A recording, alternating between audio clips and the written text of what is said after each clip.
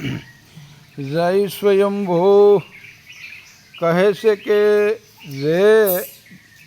જે દિવસે પ્રાતકાળ અને મધ્યમાં ચંદ્રનો સ્વર અને સાયંકાળે સૂર્યનો સ્વર ચાલે તે દિવસે જય અને લાભ મળે છે, અને તેથી ઉલટો સ્વર ચાલે તો અનિષ્ટ ફળ થાય છે.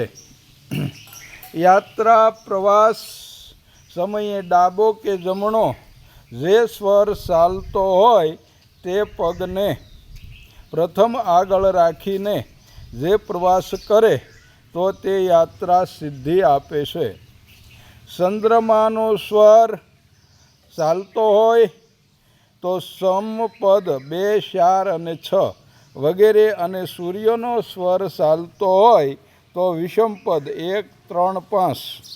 આ પ્રકારે પૂરા પગ આગળ રાખીને ચાલવાની પ્રવાસમાં સિદ્ધિ મળે છે.